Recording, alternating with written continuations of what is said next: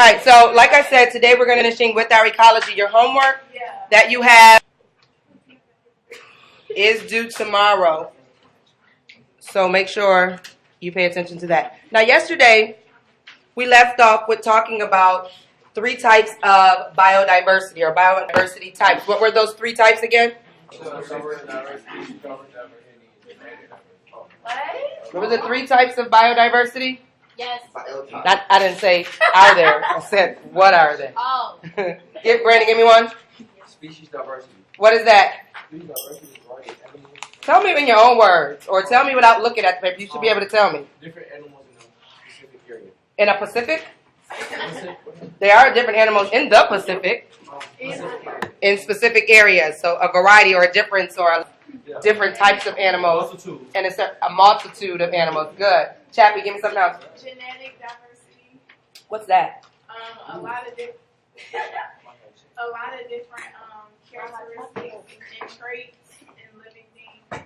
Okay, a lot of different characteristics and traits of all living things. So this is, right now, we're sitting in a small genetic diversity. We are all very different. All right, give me the last one. Last one. Rihanna. Ecosystem diversity. What's that? A variety of habitats. So having several different, like we drew our pictures, we saw we had ponds, we had some tree area, and then it even goes out. It's underground and all of that wonderful stuff. So on your paper,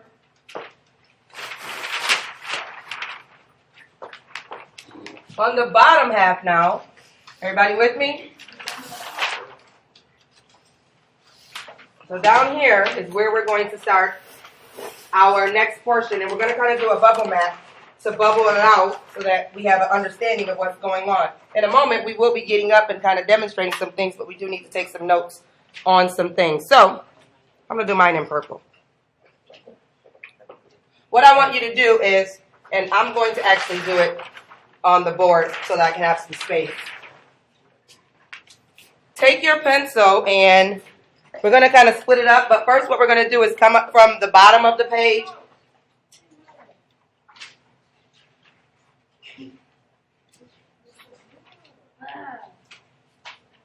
We're going to come up from the bottom of the page a little bit and kind of just draw, because we're going to write a little sentence there in a moment. Stop talking, Chappie. And then right down the middle, we're going to just split this in half. And then I'm going to put the letters VS for verses.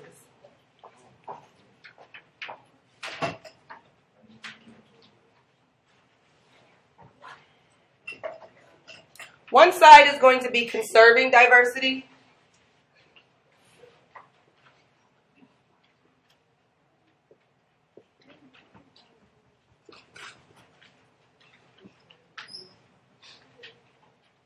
And the other side is threats to diversity.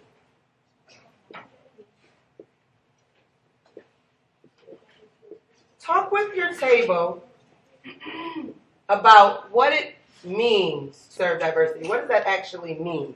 Talk with your table and talk about what that actually means. Conserving diversity and threats to diversity. Talk with your group and talk about what conserving actually means.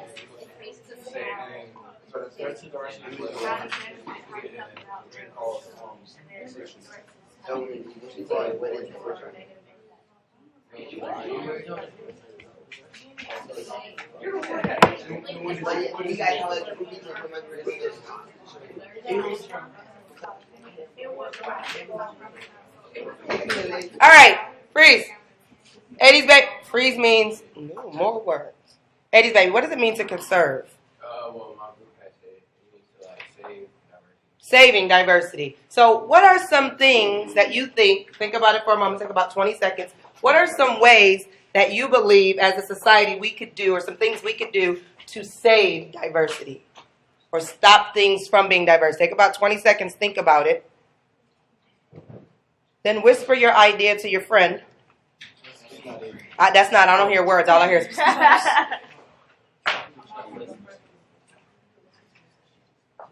Or what are some things that we already are doing as a society, Brennan? That definitely is not conserving. He said cutting down trees. And home for, that is definitely a threat. So let's put that over here. And these are developments. So what is that called when we cut down trees? Deforestation.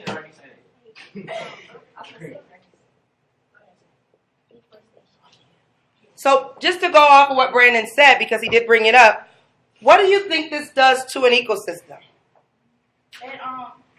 It damages. But what else do you think? I mean, how do you think it damages it? It changes the habitat of animals who live in the area, because if they're used to living in an area that has a lot of trees and like they built like their homes from the trees, if it's cut down, then they no longer have a place to live. Good. Say if we have a big water area, a pond, or some type of reservoir area, and we start building around it. We've gotten rid of the trees around it, but that reservoir is preserved. It's still there because we can't dig that up and get rid of that. But the area around it is, so that habitat, the ecosystems are split. And I would say they're split into pieces.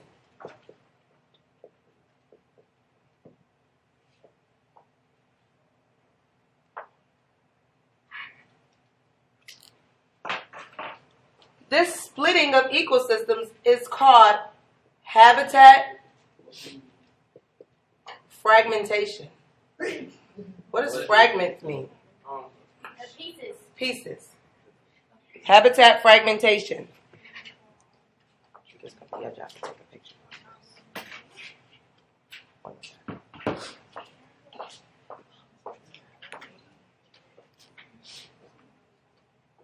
So if a habitat is fragmented or is split into pieces and now you can't get to the pond where the fish are, what's threatened? Like the food that you're going to eat. So what's threatened though? Us. What's threatened?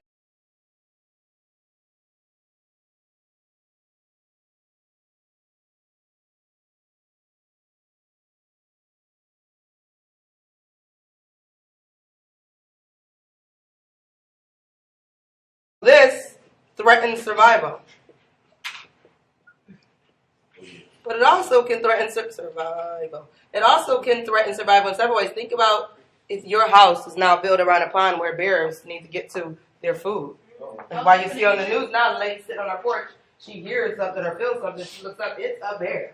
He's looking like, where's my pond? Where my pond used to be. So, your food for me now. All right, so back to our original conserving, or if you have something that you think is threatening, we can do either or. We can do them at the same time, just like we were doing this. So what else? What are some other things that you feel that we are doing as a society that's already happening to conserve diversity or threats to? Well, for threats to diversity, like pollution, like air pollution. Definitely pollution. All types. Air and water. So I'm just going to put pollution, all types. ¿Y qué más? Ya.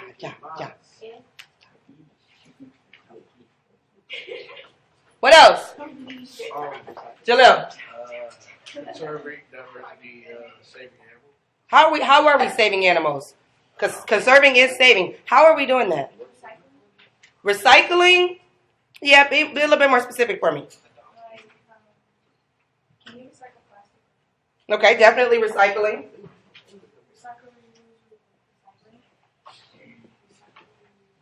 Reusing and reducing, definitely. That is limiting pollution. So the opposite of pollution. Very good. Give me something else, Raji.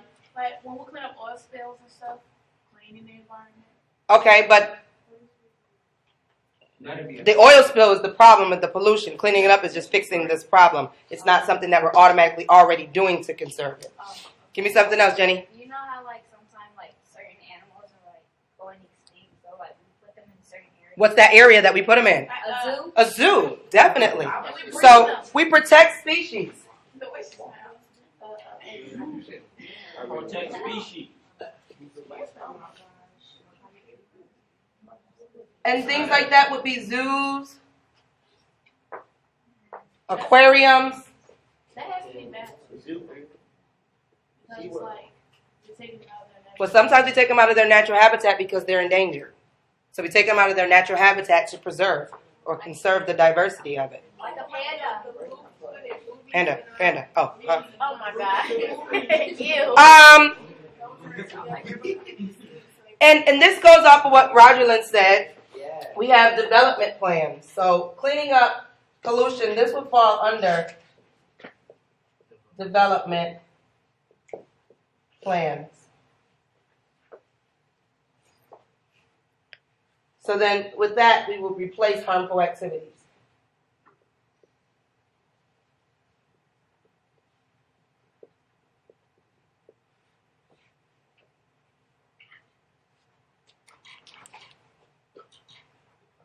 This recycling can lead to something else that we would call maybe protecting habitats.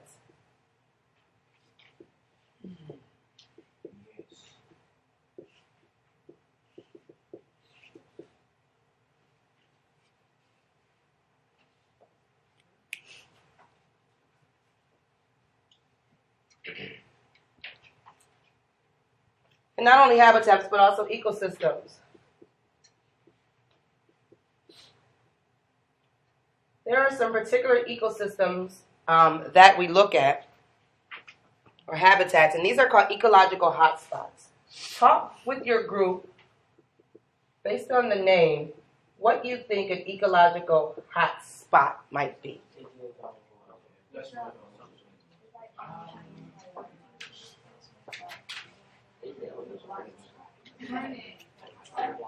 The block is hot. Why is it? Stop it.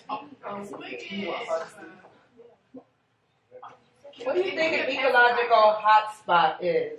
Levanta la mano. Raise your hand. Tell me. Kennard. They have a lot of enemies. Okay, maybe. Based on what you maybe thought their hotspot, thinking about the block is hot. Okay. It's a big, like, other animals are just like endangered or something. That is exactly what ecological hotspot is. A place where a significant habitat. Okay, Simon. Good job, Simon. Changing it there. Changing That was a come up. Jacob changing the voice. Place where a significant.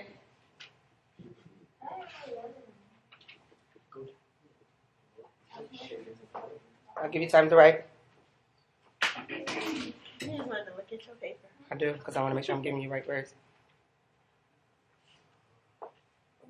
And I'm going to put significant numbers because that's the important. Significant numbers of habitats.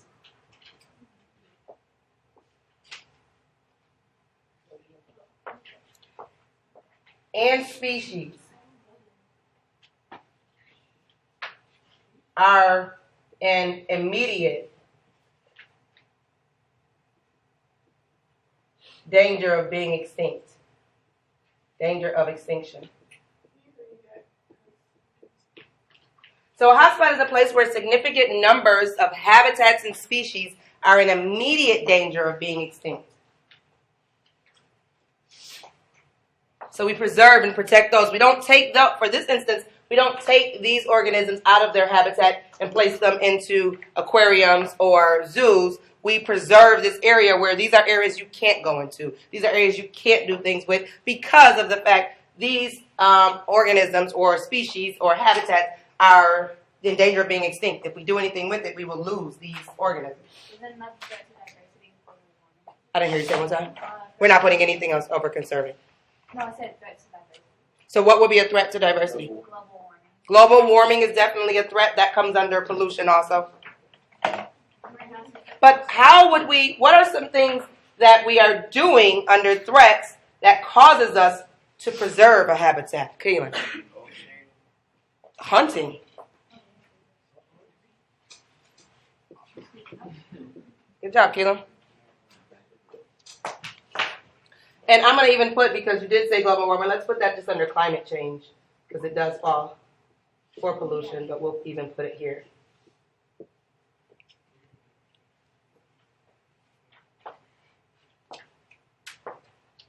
Sometimes as scientists, this could be a threat also. Introducing new species. Why? Talk to your group and talk about why this could be a threat. Oh, like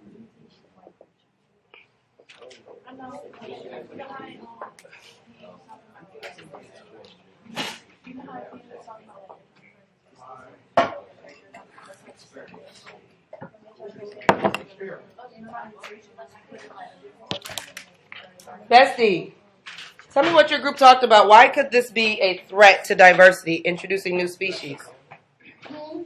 Why could this be a threat? Let's put it in our own terms here. So, if you're a couple, raise your hand. And here. All right, so let's say we're now a full-fledged high school. We got our 4 years up and running. We now accept new students here. This dude coming to school looking like a snack. He's looking like a pack of Skittles. And he come in, and he just walking in here, and he's like, "What's up?" Uh-oh. I know. That's a new species. How you feel? She immediately gonna be like, come on. Immediately. Simon gonna be old and drinking it all day. He gonna be like, we go to all the same classes. We in all the same classes. So why? Competition. It is competition. Okay, so one, the threat that introducing a new species definitely would breed competition. You might want to put that there. But now, Simon here. Rico was on Snapchat with homeboy. Oh, break over. He already don't trust me 25%.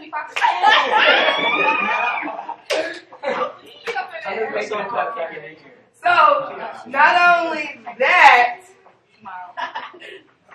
it is competition, but now he convinces Draco to leave the school and go to his school now. Thank you. Yeah. But that would be an example of her species dying out. She's been taken away. She's been consumed by another species. So, or if you think about like movies where you have territory wars, even like in games and stuff like that, people come into a neighborhood that are bigger, stronger, got more ammunition, more power, whatever the case may be, so they wipe it out. So not only introducing a new species for competition, but also maybe that species may now be predator. And now what used to be the predators there become the prey. And now they just wipe it out. So you could even put predator becomes prey. So I even put here, I'll put it for you. Competition and predator becomes prey. He didn't say anything because he shouldn't be talking.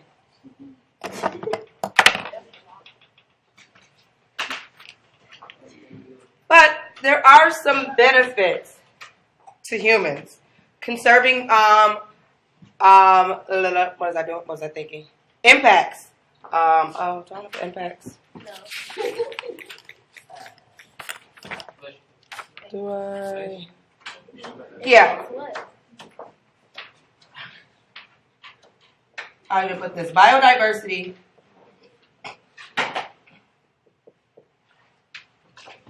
Benefits to humans. How do you think? Talk with your partner that has the longer hair than you. This should be the person with the longer hair should be the one talking.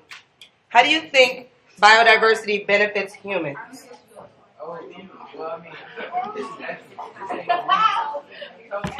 got the longest hair on the time.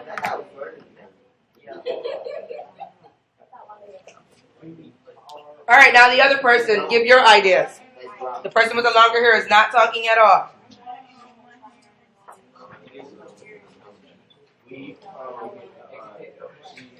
All right, Queen, everybody's quiet.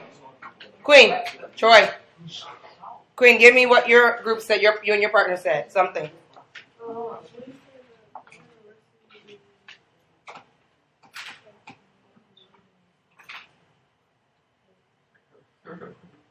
And I even put conserving here.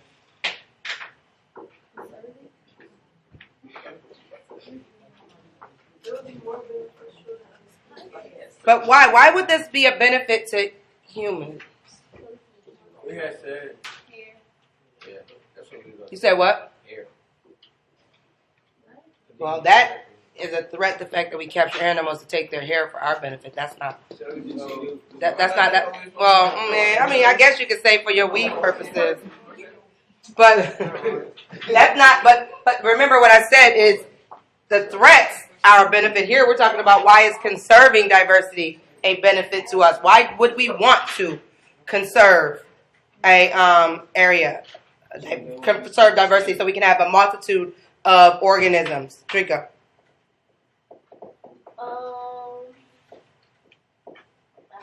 What happens when you get sick? Oh, like natural herbs. Natural herbs, these are medicines. So your medicines come from agriculture or diverse area. Even like snakes, anti-venom comes from snake venom. So if we start losing a population of snakes, and then you have, I would love it too, but if we have a couple that now you get bit by, now we can't do, but if we use a population of snakes, then we'll increase the population of rats. Yes, I'm about to say it now. I just mentioned it. So Jenny made a good point. Agriculture.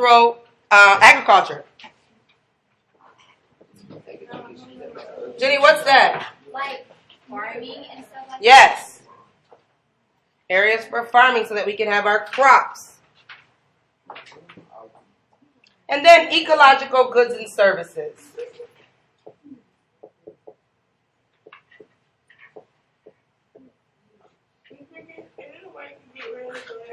I can't, unfortunately, because the projector is shining. Maybe I can do this for a second. There you go. But I'm going to have to open it back up for my next one. Drika, take a picture. So like, okay, so you know how like penguins, like their eyes, where they're living, like almost like flooding and like the sea levels rising? Because of climate change. So where are they gonna go afterwards? That's why we have to kind of preserve an area, figure out things that we need to do. That's a good question. We done with this page? Yes, we're going to go ahead and flip on to the next page. What I want you to do is I want you to review your previous pages with your group right now while I clean this up. I want you to review your previous pages. Everybody get a chance to say 3 things.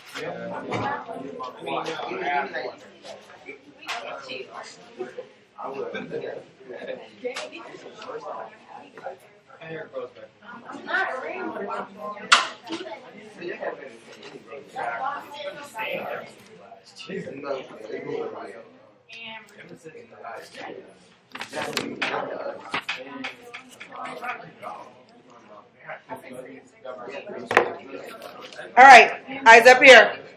Texting somebody has nothing to do with what we're talking about. On your next page, when you flip it up, at the very top, I want you to put energy pyramid, and in the middle, I want you to go ahead and draw a pyramid. Leave space on both sides. I put rulers in the basket in case you wanted to have a little bit of perfection. Excuse me. The pyramid. Yes, all of this is on that next page. So when you flip it up, We can make it big. you're here. Yes, it should say this is this page. Right in the middle, but I need you to leave space on this side and leave space on this side.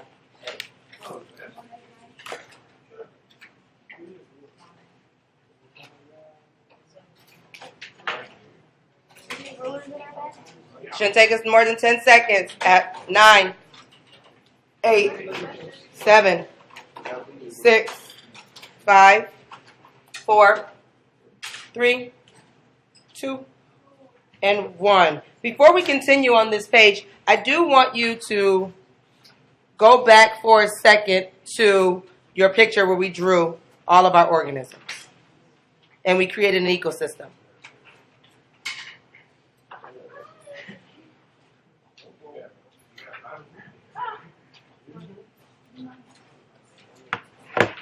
In that picture, you had several different organisms. What did we have? We had fish, trees, flowers, grass, Water, huh? A tick. You can add a little mouse on there if you want. But what's the driving source? What's the energy source of that? The sun. Make sure in the sun you put the driving or energy source.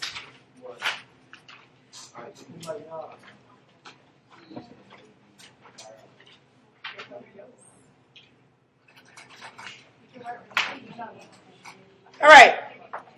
So then, looking at our information that we have here, an energy pyramid. At the very, very top, we're looking at the organism, or we're looking at something that would be basically the top of the food chain.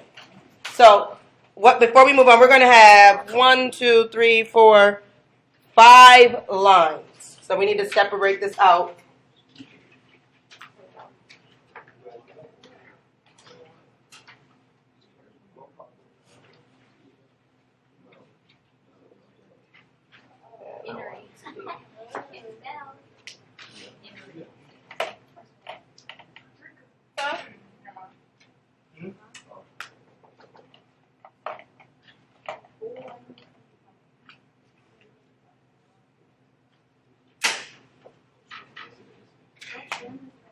And you can even take these lines that you've drawn here and bring them all the way out to the side so that you can give yourself a line of space to write.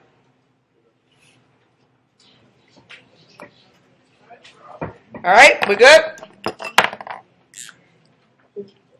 All right, looking at our picture that we drew here, what organism do you think would belong at the very top of this energy pyramid? The what? The eagle or the hawk, not the sun. The sun is not an organism. Remember what organism?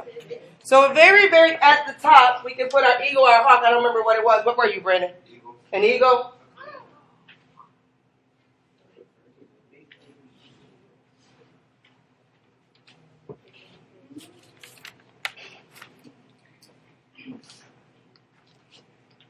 What type of organism is an eagle? What do they eat? They eat mouse. A mouse. Anything else? And worms. And fish. They eat plants?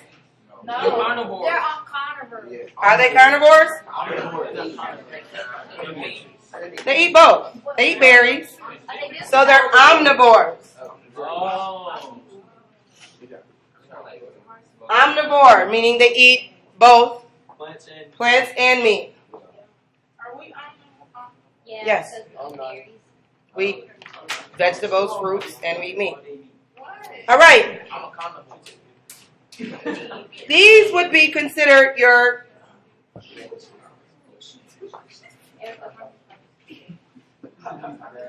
Are you paying attention?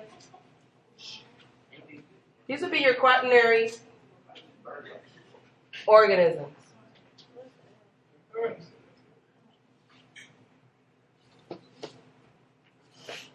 Meaning they're at the 4th level. We'll talk about what level this is in just a moment.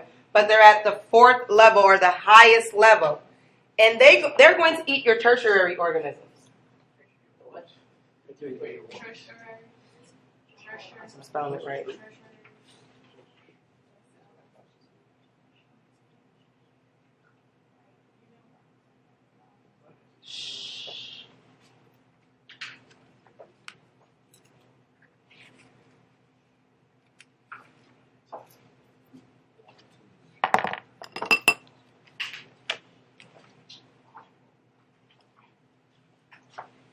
We we didn't put the next type of organism, or did we? Let's see.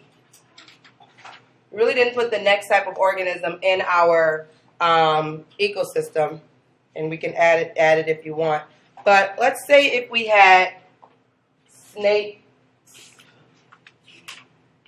and maybe raccoons.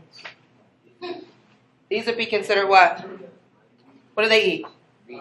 Meat. So they are carnivores. Raccoons they eat trash. They eat, but they're digging for, they'll dig through the trash, they won't eat it. They're digging for if you left any meats or anything out there. So these must be called your what type of organisms?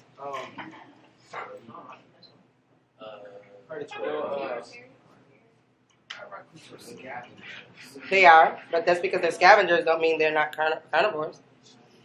Scavenger means they just get whatever's left over. These are your tertiary organisms.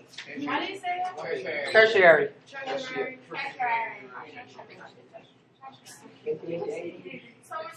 Meaning they're at the third level. Okay, so you know, like, what's the name if you only eat like berries and vegetables? Vegan. Herbivore.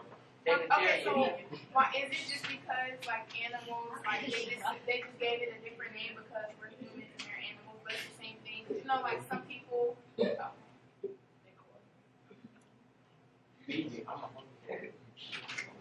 Your tertiary organisms, they eat secondary consumers. She know what I'm saying. And actually, let's fix these. These are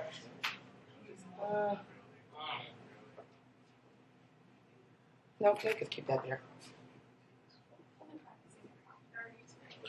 All right, so for our secondary consumers, and these would be your tertiary consumers, actually. Sorry.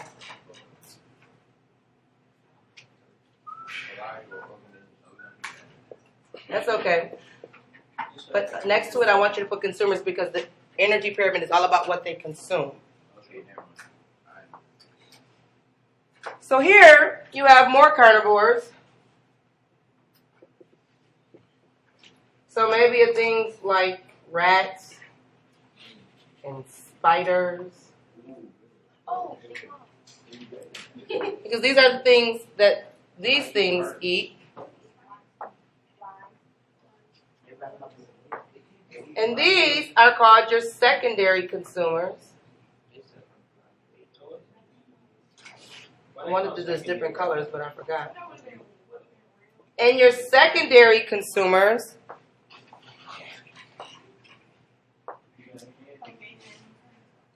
they eat your primary consumers. I thought rats. Mm-mm. Oh, those rats. Are they big? Come from the same family. So is this basically like a food chain? Kind of like, yeah. It's not a chain though, it's a pyramid, but once we start, like, you can use this to create a food chain or a food web. Next we have our primary consumer. So these things are herbivores. They eat both plants and just eat plants, I'm sorry, herbivore.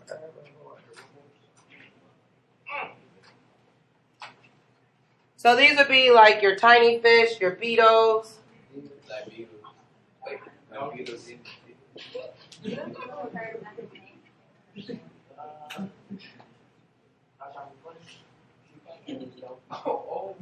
Your deer. That's what we had on our paper over here. We had some deer. It works. Worms don't go here, but things like larvae, which help to build, make like your butterflies and stuff like that.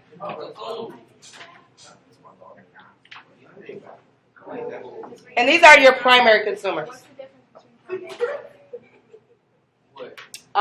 Your secondary eat your primary.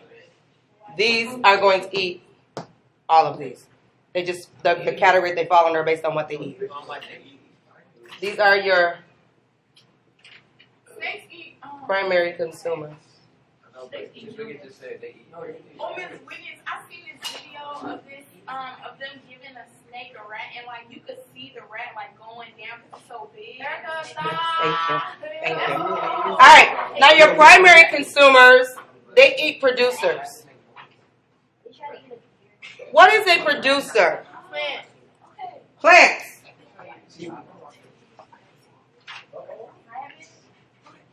Wait, what happened to the pig?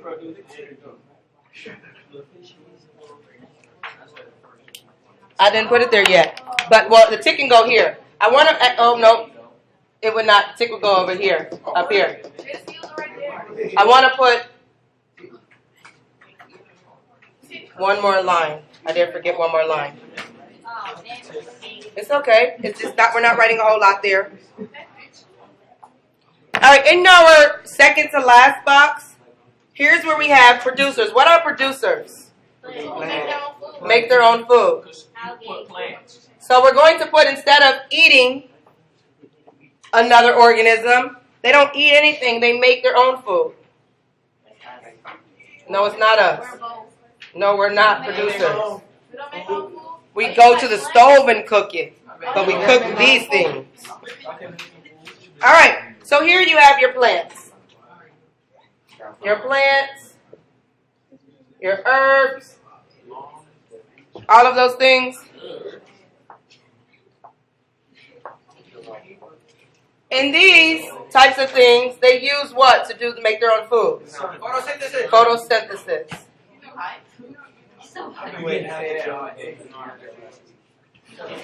Make sure we put the sun there. I think not. And then we start to think about underground. That last area where things die and they break down. These are your decomposers. Yes. Use photosynthesis, the sun. Producers make their own food. These are decomposers. So they break things down. Here you're going to have your worms.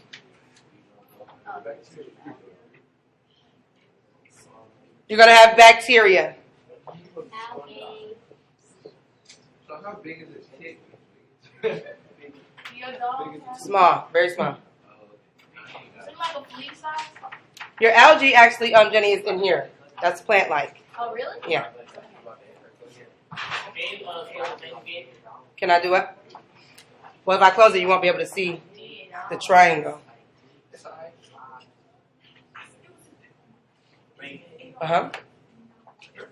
Alrighty. Over on the side here, Chappie and Tavarcier, I'm going to give you a break in just a second. These organisms that are listed here,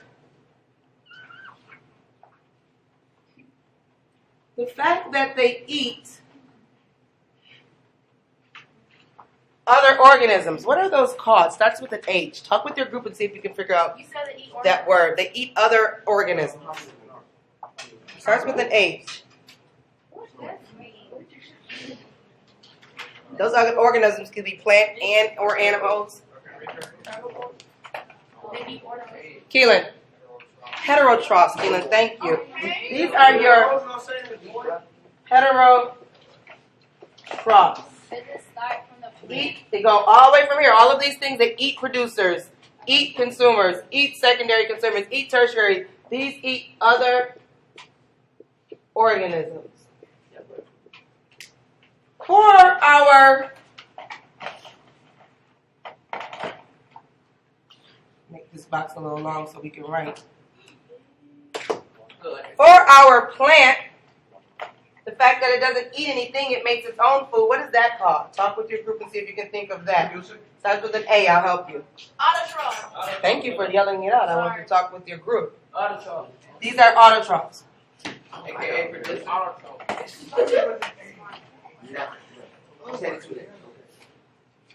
So that obviously means they make their own.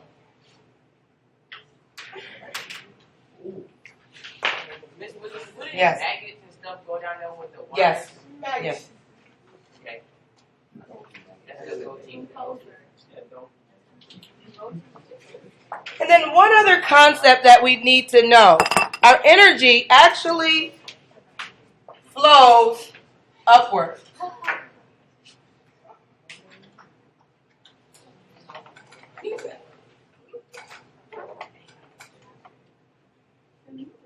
So this is our energy flow.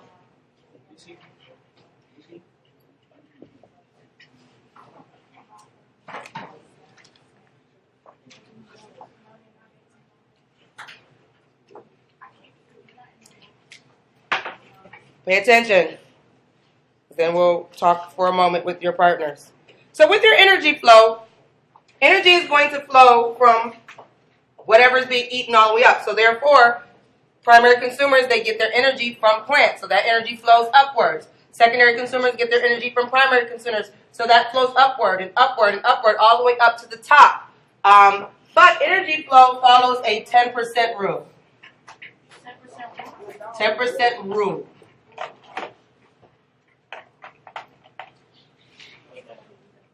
And what that is only 10% is transferred to the next, and we'll call it trophic, because that's like trophy going up, trophic level.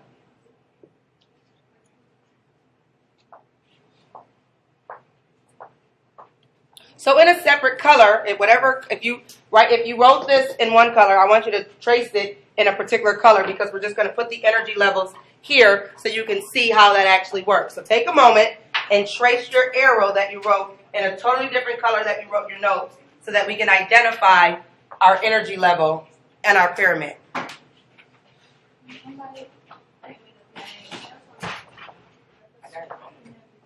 Let's do that in a matter of 10 seconds. It shouldn't take us any longer than that.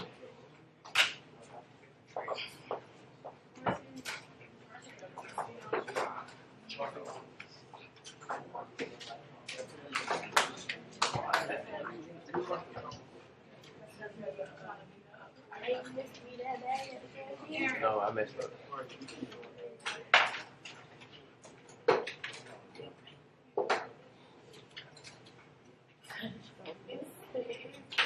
You know what that means?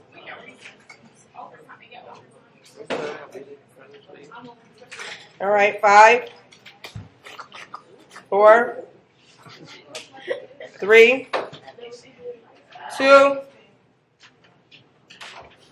and 1. All right, so what organism in this level has the most energy? Eagle. The plants. Why? They make their own food. So they get it from the sun. They make their own food. So they start off with everything essentially gets their energy from the plants because it goes up. If you ate this, then you ate whatever they ate. If you ate this, so forth and so forth. So the plants have how much energy? 100%.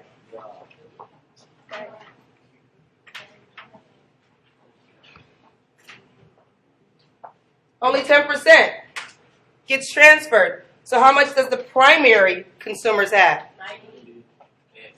10%.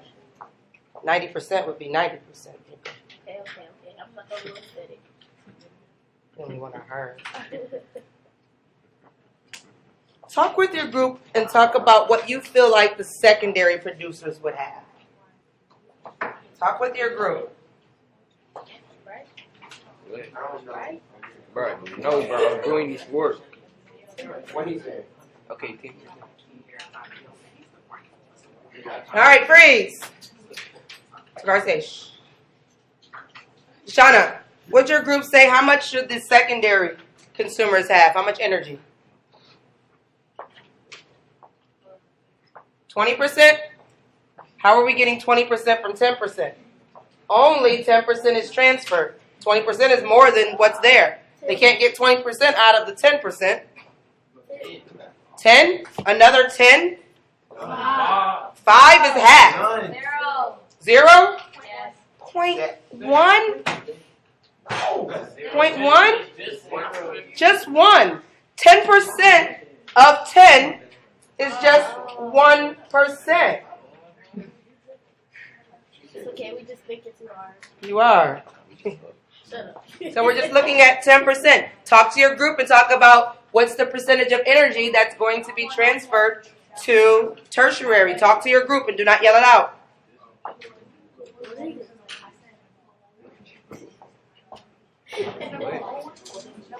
Talk with your group. Everybody in your group should be talking.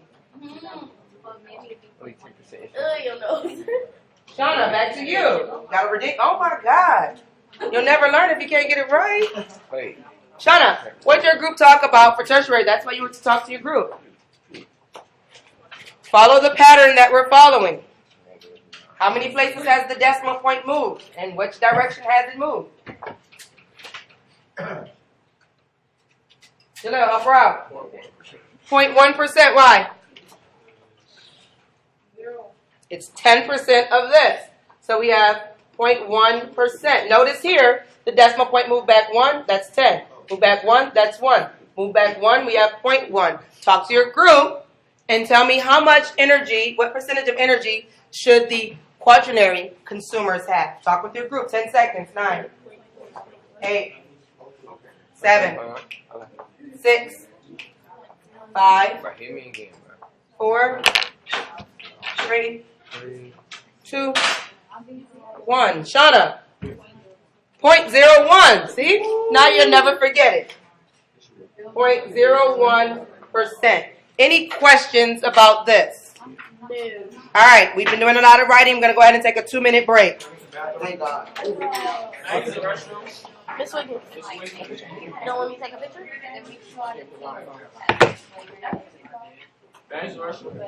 Quickly.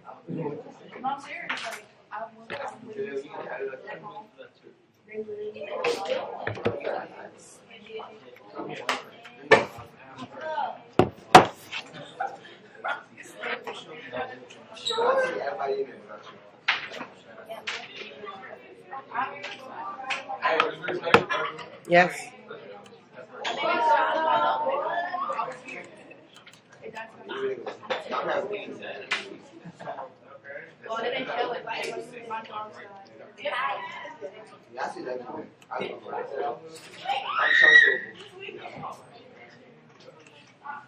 Stop touching me, bro. Oh my God.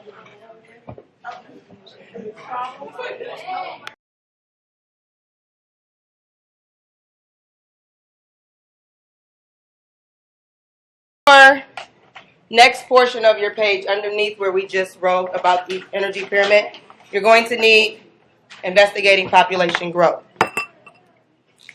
And oh wait, we're going to split this up in to 3s. And it can be sometimes if you just draw a squiggly line, you don't feel the need to maybe draw a perfect straight line.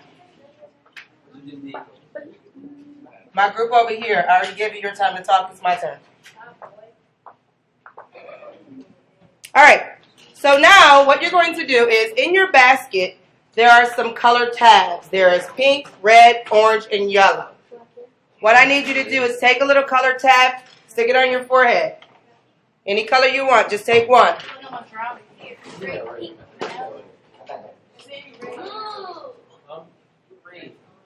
Oh, where? My head's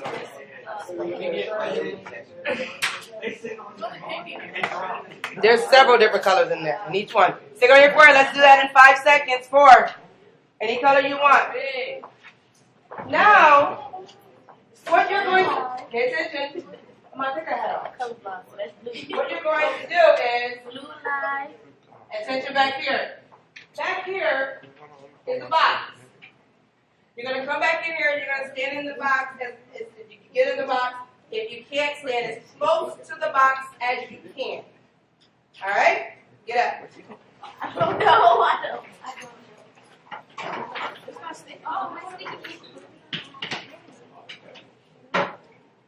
Not all y'all can't fit in. Now, if you can't fit in the box, just get as close as you can. As close as you can. Come on, Simon, hurry up. You're not in, you're out. Both feet are in, you're in. You can't step on the right foot. All right, freeze, freeze.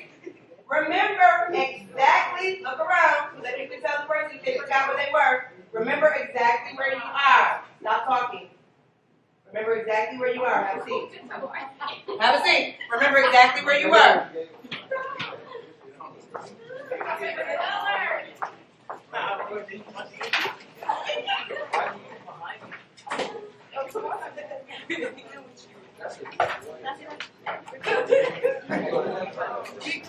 Stop touching him.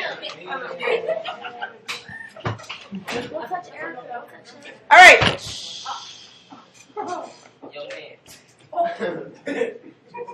What? That box represented an ecosystem. What did you realize about that ecosystem? It was really packed. It was really packed. It only did what? I'll wait, Troy. It only had a certain. It only could fit a certain amount. So there are some limits. I'll write this in a better color, a prettier color. So we recognize that there are limits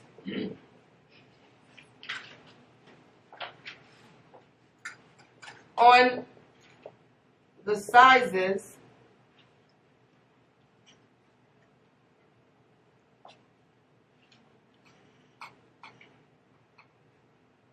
of population, we'll say,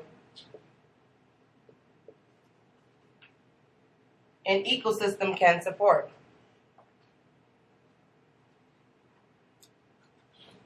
That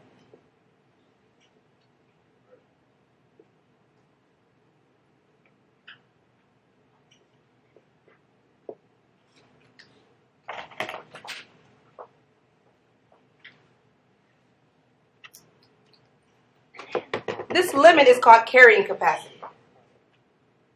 Is that even like aviation? Not aviation. Exactly what it is, carrying capacity. How much can it hold? Like, This okay, this can only hold 20 more. Okay, like, if there's a big old party, right, on like one, and then somebody come outside and say, can nobody get in? Yes, that's a carrying capacity. When you go to a school, it has a carrying capacity. How much can actually be there? On a bus, how much can be there? Elevator has a carrying capacity. All right, in our second box, what we are going to draw is a food web.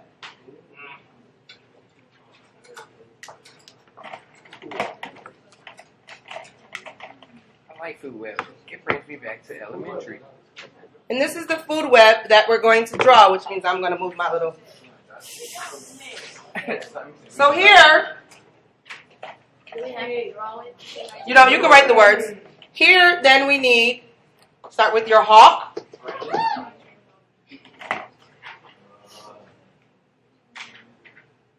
Your arrows, draw a snake and draw an arrow going to the hawk. And you can just write the words. I'll give you a second to do that. Yeah. So we have, then you have a mouse. So this is everything he consumed going to. Then you have a rabbit. Rabbit. And then if we start the snake can eat the rabbit. The snake can also eat the mouse. And then if we start at the rabbit, we'll draw plants. Rabbits can eat the plants. And the mouse also eats the plants.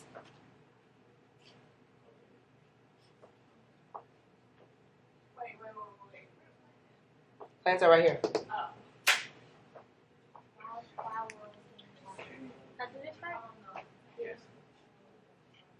Your food webs show feeding relationships,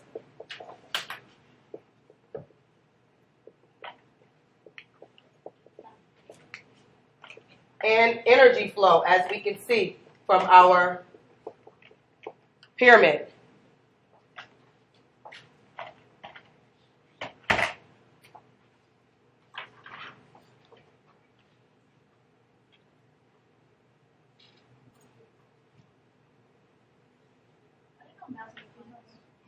Now, what are we noticing about our arrows? How do they flow?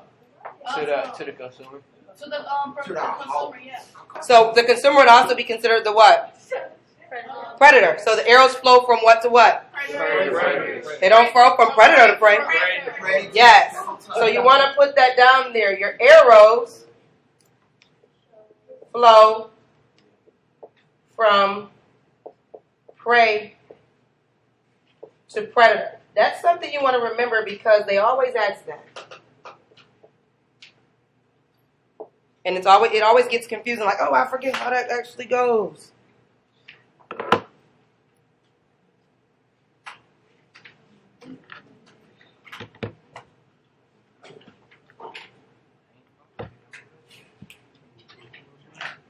I'll give you guys a moment to do that, and then you're going to be getting up.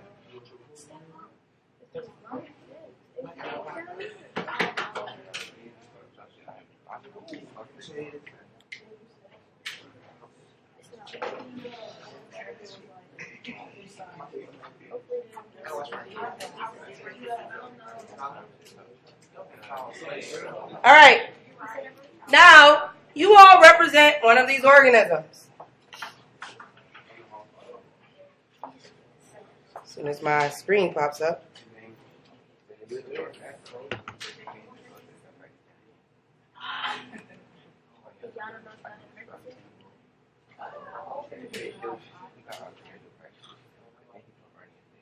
If you are, all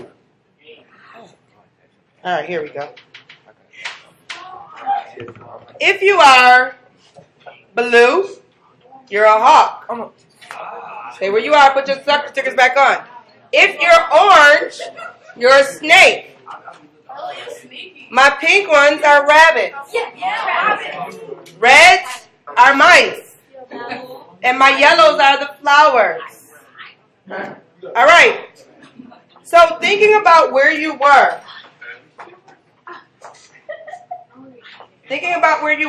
What would happen if there were too many hawks? Oh my God. No, tell me specific, not we, they, the. If there were too many hawks, give me some specifics. Tavarcia. The hawk might start eating each other.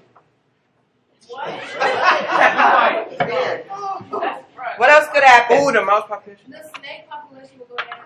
The snake population will go down. But what else would you snakes think about doing? What? Leaving. If there comes too many hawks, you need to leave. Take it back to your reality. You're an adult. You move to a location. Lots of crimes start to happen. People are starting to die. What are you going to think about doing? I'm leaving. That's what would happen if there's too many hawks. The snakes are going to say, "Hey, little snake baby family wife, we in danger. We need to move. It's not safe for us here." All right, what can you say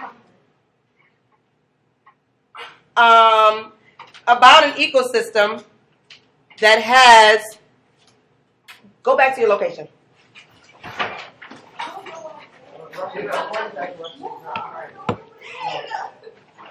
Go back to your exact location. All of my hawks, raise your hand. All of my mice, raise your hand. How many hawks are there? All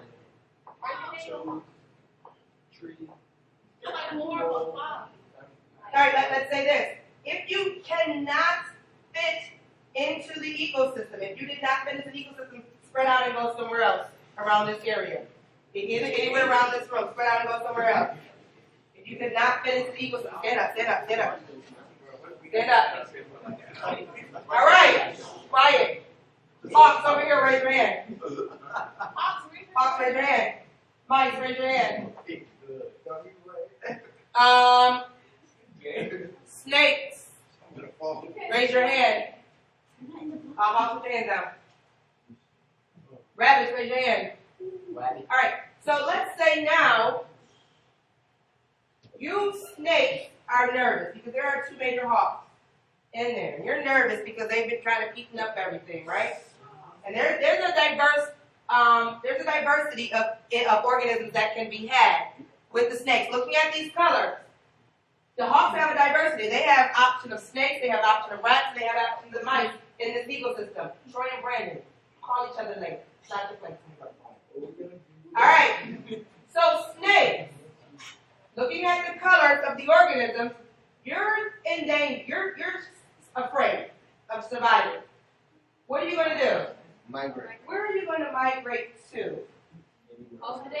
All these people at. Where?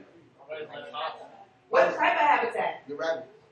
Maybe the rabbits. So Canard, go to where rabbits are. You're not a rabbit. He's a mouse. But would that work for you? Yes. That would work for you. Who else is a snake that needs to get out of there? Where's my snake? Where you need to go? Where you gonna go, Bessie? Come over here. Because now you're slithering around. Where do you think you're gonna go, Bessie?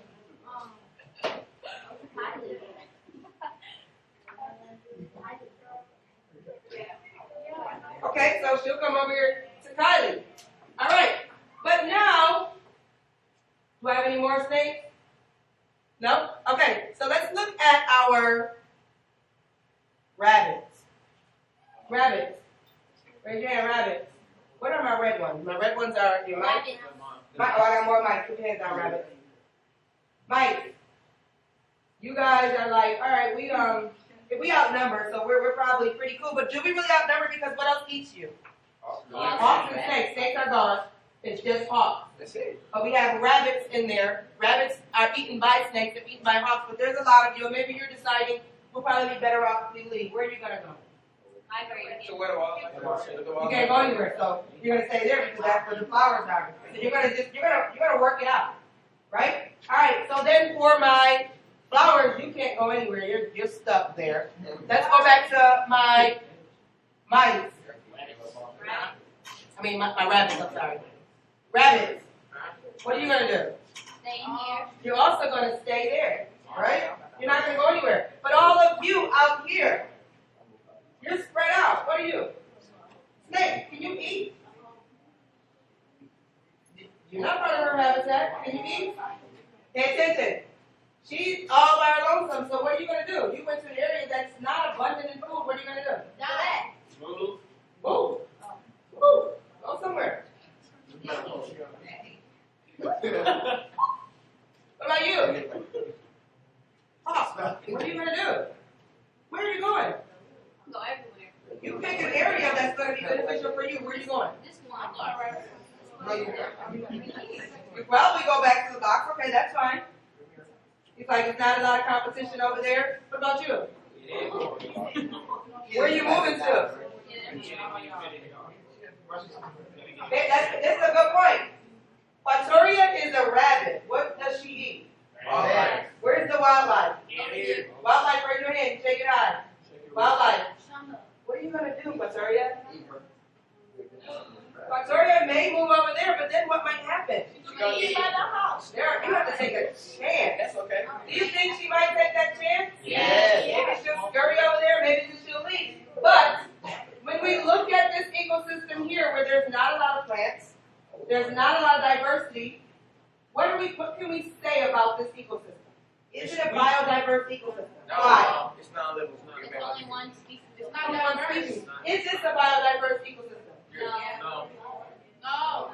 No. She No. is a snake that eats rabbits.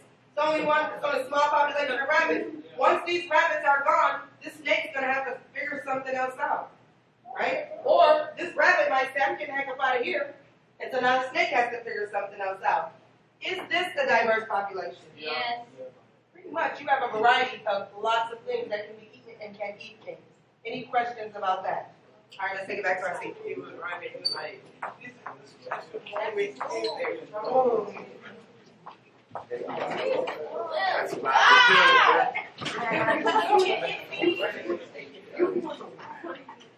All right. Now, there is a carrying capacity. Stop playing. Play later. These limits are determined by a couple things.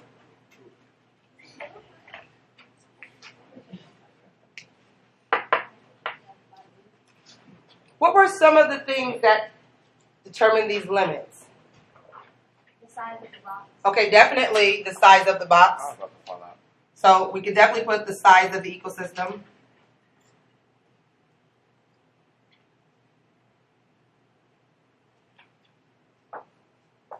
What else determined the limits that were going to be in there? I'm not a predator. The amount of predator. And prey. And prey. So other species present.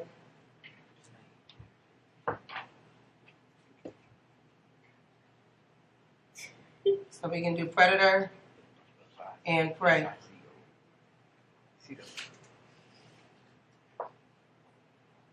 Also think about it this way. Think about this in your own life. If the neighborhood's not big enough, the neighborhood's too small, you might not move there. If there's a lot of predator, a lot of crime going on there, you might not move there. But if the neighborhood is flourishing, lots of working individuals, lots of things happening, lots of activity, you probably will go there. But what else? Like, let's say if there's no grocery store nearby, and you got to drive too far for a grocery store.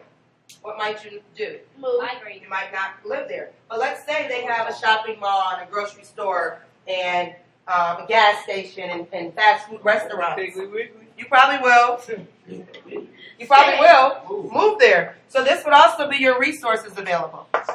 The availability of resources. Hey, you don't say about like if we really need help. I do. That means I'm a genius. Oh, then I'm a genius too. No, sir. Yours is different. I don't know what your issue is. All right. Be slow. Sometimes. Oh, you know, like Yeah, it's a problem. Last thing we're writing in this box. Research. If there's resources, availability of resources, a change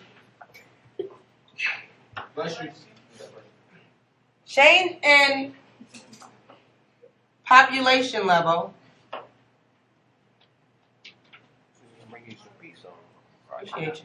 Sorry.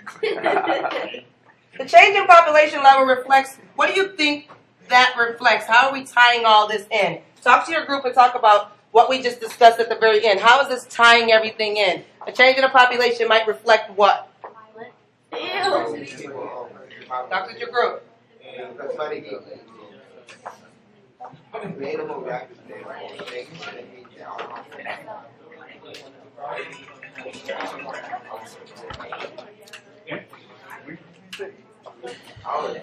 Brianna, sit down.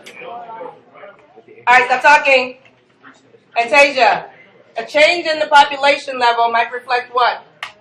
It does reflect biodiversity, but looking at biodiversity, if there's a lot of biodiversity and biodiversity is high versus biodiversity being low, this might show us the what of the ecosystem.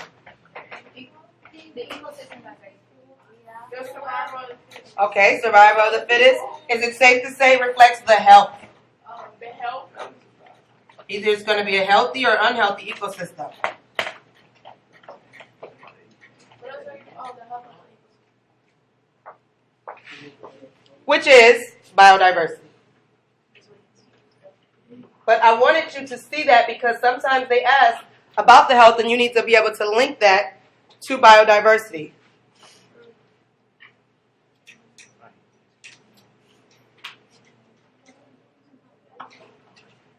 Okay, we had a good class. I will see you tomorrow. Class is almost over. And it's no thing, right? It's almost over. You said biodiversity. biodiversity. Miss Wiggins, I'm start pointing out all your flaws. All right. I'm going to put the title here. Tomorrow we're going to finish off with this title, but changes due to population growth. I told you, bro. Class almost over. When I say class over, you ain't class. That's not right. Oh, it is Wednesday. Yeah. Nobody. Not even Miss Wiggins. So that's okay. I need you to write that down. Then tomorrow when we come in, we're going to finish this booklet up so that we can do our lab. Let's go. Stop talking. Listen, because the bell is not wrong and I'm still talking. Tomorrow be prepared to get up and do some more movement.